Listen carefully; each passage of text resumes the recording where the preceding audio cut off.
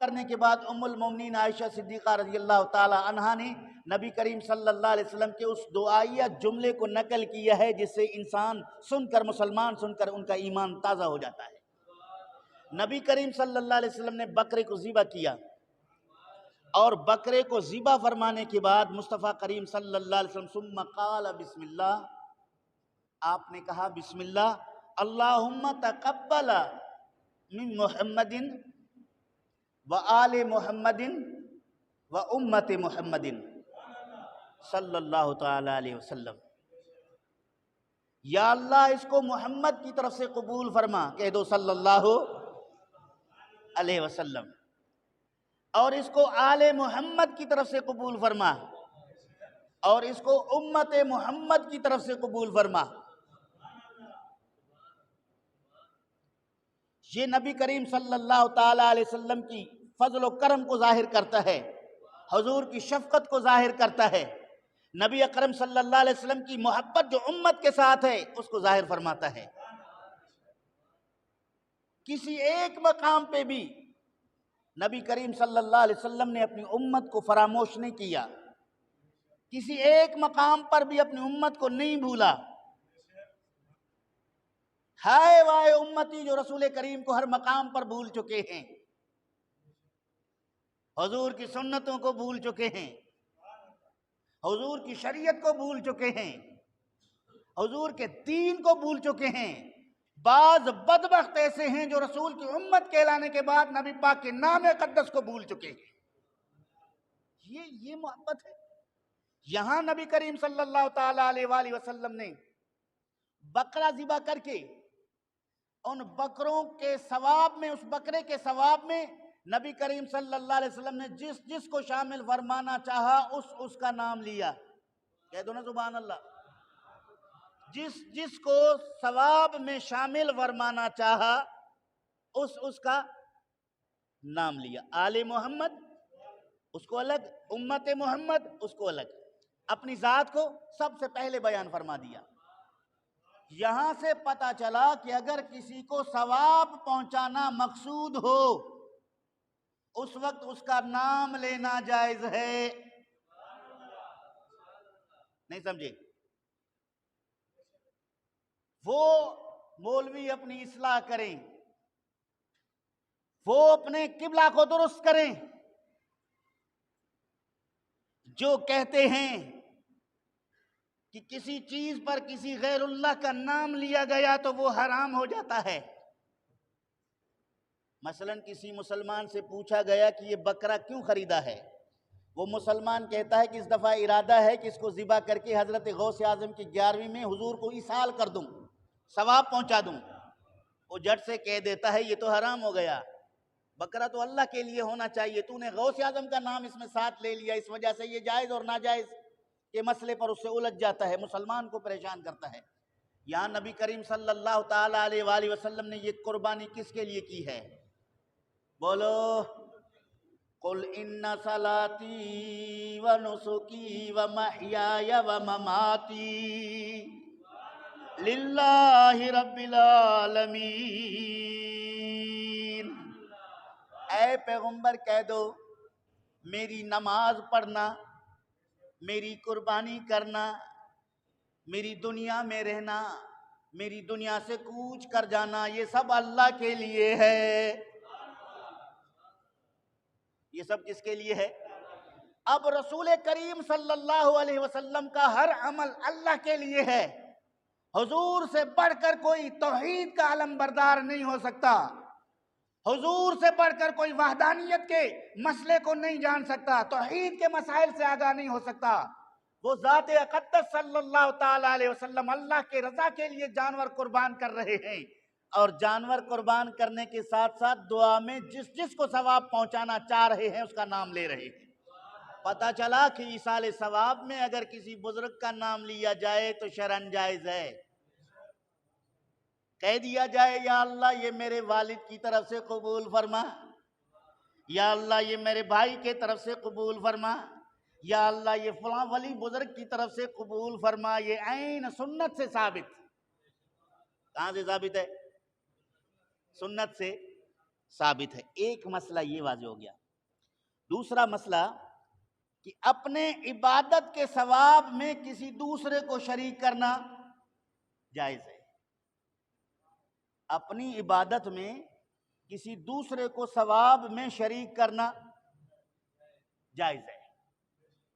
قربانی رسول کریم کی ہے، وہ قربانی آل کی نہیں ہے، قربانی امت کی نہیں ہے، قربانی کس کی ہے؟ رسول کی ہے۔ جو ثواب رسول اکرم صلی اللہ علیہ وسلم کو ملنا ہے، حضور اپنے فضل و کرم سے اپنی امت کو، اپنی آل کو اس میں شریک فرما رہے ہیں۔ یہ میں نہیں کہتا، یہ علماء کہتے ہیں۔ امام طیبی رحمت اللہ علیہ مشکوٰۃ شریف کے بڑے شارح ہیں، ان کے حاشیہ سے، ان کے حوالے سے یہ محشی نے حدیث نقل کیا ہے، اس کا قول نقل کیا ہے۔ فرماتے ہیں وقال الطیبی المراد المشارکۃ فی الثواب مع الامہ۔ طیبی نے فرمایا کہ یہاں مراد یہ ہے کہ نبی کریم صلی اللہ علیہ وسلم اپنی آل کو اپنے امت کے ساتھ ثواب میں شریک فرما دیا۔ جو ثواب مصطفیٰ کریم کو ملنا تھا، اس میں اپنی آل کو بھی، اپنی امت کو بھی شریک فرما دیا۔ پتہ چلا کہ کسی کے عبادت میں اگر کوئی چاہتا ہے کہ اس میں کسی دوسرے کو ثواب میں شریک کر دیا جائے تو جائز ہے۔ تلاوت کرنے کے بعد فارغ ہو جاؤ، تلاوت کا ثواب اجر آپ کو مل رہا ہے، آپ نے اس میں اپنے عزیز و قارب کو، اپنے دوست احباب کو، جمی امت محمدیہ صلی اللہ تعالی علیہ وسلم کو شریک فرما دیا۔ اللہ کے خزانے میں کمی نہیں، اللہ سب کو ثواب عطا فرما دیتا ہے، اللہ سب کو۔ یہ عقیدہ ایسا مضبوط ہونا چاہیے، کوئی فیس بک کی مفتی تمہیں گمراہ نہ کر سکے، کوئی مرزا جہلمی جیسے آدمی تمہیں بہکا نہ سکے۔ یہاں قرآن و سنت سے ثابت ہو گیا کہ نبی کریم صلی اللہ علیہ وسلم کے خود عمل سے ثابت ہو گیا کہ اگر ثواب میں مسلمان کو شریک کر دیا جائے تو جائز ہے۔ لا تزر وازرۃ وزر اخرى کا مطلب یہ نہیں جو بعض جہال لیتے ہیں، کوئی کسی کا بوجھ نہیں اٹھا سکتا، بات بوجھ اٹھانے کی ہے۔ گناہ زید کرے اس میں بکر کو شریک نہیں کیا جا سکتا۔ اگر زید گناہ کرتے وقت کہہ دے کہ بکر کو اس میں شامل کر دو، رب فرماتا ہے تمہارا گناہ تمہارے سر پر، یہ کسی کے سر پہ نہیں ڈالا جائے گا۔ لیکن بکر نے نیکی کی ہے، نیکی کرنے کے ساتھ کہتا ہے زید کو اس میں شریک فرما دو، اللہ کے خزانے میں کمی نہیں، ثواب میں شریک فرما دیتا ہے۔ لا تزر وازرۃ وزر اخرى کا مطلب یہ ہے کہ آپ گناہ میں کسی دوسرے کو شریک نہیں کر سکتے جب تک وہ گناہ کے عمل میں تمہارے ساتھ شریک نہ ہو، پارٹنر نہ ہو، وہ گناہ میں تمہارے ساتھ شامل نہ ہو۔ تم اپنی طرف سے گناہ کر کے اس کو گناہگار نہیں بنا سکتے، لیکن اپنی طرف سے نیکی کر کے کسی مسلمان کو نیکی دے سکتے ہو، دلا سکتے ہو۔ یہاں سے ثابت ہو گیا ایک مسئلہ۔ اس کے بعد نبی کریم صلی اللہ علیہ وسلم نے قربانی کو ذبح کیا ہے، دو مسئلے ثابت ہو گئے۔ تیسرا مسئلہ ہمارے اہل سنت کے ہاں معمول ہے، معمولات اہل سنت ہے یہ کہ کسی جگہ ایصال ثواب کرواتے ہیں کوئی اپنے دوست احباب عزیز و اقارب کو۔ میں اکثر مسائل سمجھاتا ہوں، عقائد اور فقہ سمجھاتا ہوں، تو اس میں کھانے کو بھی شامل کرتے ہیں۔ کسی اچھے قرآن پڑھنے والے کو بلا لیتے ہیں، وہ کچھ آیت بطور تبرک کے تلاوت بھی کر لیتا ہے۔ اس کے بعد اس ثواب کا اور تلاوت کا ثواب جس شخص کو ثواب پہنچانا مقصود ہوتا ہے اس کے روح کو ایصال کرتے ہیں۔ بعض لوگوں نے اس پر بھی حرام ہونے کا فتویٰ لگا دیا، ناجائز کہہ دیا کہ قرآن کھانا سامنے رکھ کر قرآن پڑھنا بدعت، کھانا سامنے رکھ کر دعا کرنا حرام اور بدعت اور ناجائز۔ یہاں میں پوچھتا ہوں کہ مصطفیٰ کریم صلی اللہ علیہ وسلم نے بکرے کو ذبح کیا، وہ بکرا رسول کریم کے سامنے تھا یا نہیں؟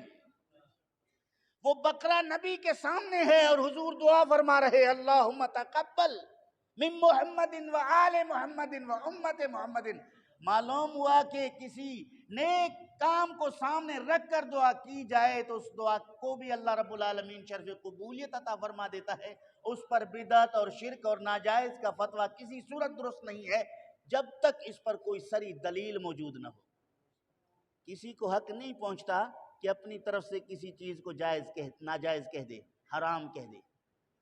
یہ ناجائز اور حرام کہنے کا حق صرف شارع علیہ السلام کو ہے۔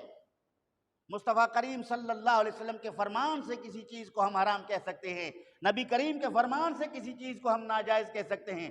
خود ساختہ عقلی گھوڑے پر سوار ہو کر ہم مسلمانوں کو مشکلات میں ڈالتے ہوئے بہت ساری چیزوں پر شرک، کفر، بدعت اور حرام کا فتویٰ لگا کے اپنی جہالت کا ثبوت دیتے ہیں۔ اس سے اجتناب ہونا چاہیے۔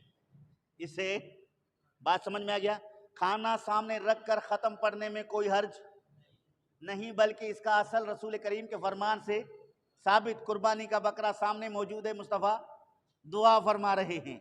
وہ قربانی کا بکرا یہ قسم کا صدقہ، واجبی صدقہ ہے، اس صدقے کو مصطفیٰ کریم نے سامنے رکھ کر دعا کی ہے۔ تو ہم بھی ایصال ثواب میں جو طعام فقراء، مساکین میں، غربا میں، دوست احباب میں تقسیم کرتے ہیں، وہ بھی ایک طرح کا صدقہ ہے۔ اس کو سامنے رکھ کر دعا کی جائے تو اس میں کوئی حرج نہیں، بلکہ اس کا اصل مصطفیٰ کریم کے فرمان سے موجود ہے۔